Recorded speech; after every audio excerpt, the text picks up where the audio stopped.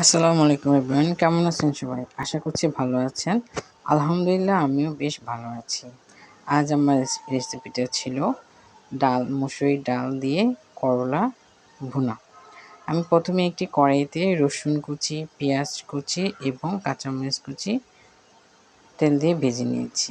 এরপর এখানে দিয়েছি পরিমাণ মতো লবণ, হলুদের গুঁড়া এবং ধনিয়ার গুঁড়া, আদা রসুন বাটা। আমি এটাতে শুকনো মরিচ বাটাটা ইউজ করিনি, কারণ ঝালটা একটু কম হলে ডালটা মজা লাগবে।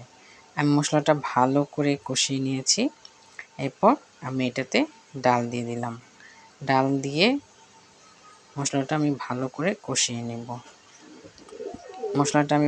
ডালটা ভালো করে কষিয়ে নিয়েছি। আমার ডালটা কষানো হয়ে গেছে। এখন আমি এইখানে দিব পরিমাণ মতো পানি দিয়ে দিলাম।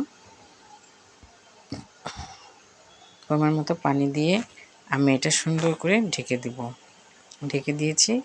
এরপর এখানে দিলাম হচ্ছে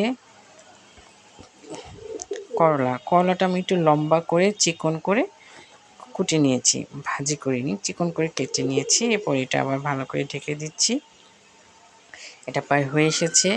তার উপর দিয়ে দিলাম ধনিয়া পাতা কুচি। এখন এটা একটু নেড়ে দিব। ডালটা বেশি সিদ্ধ হবে না, বেশি নরম হবে না, একটু শক্ত শক্ত থাকবে, তাহলে খেতে খুব মজা লাগবে। আশা করছি আপনারাও আমার আজকের রেসিপিটা ট্রাই করে দেখবেন।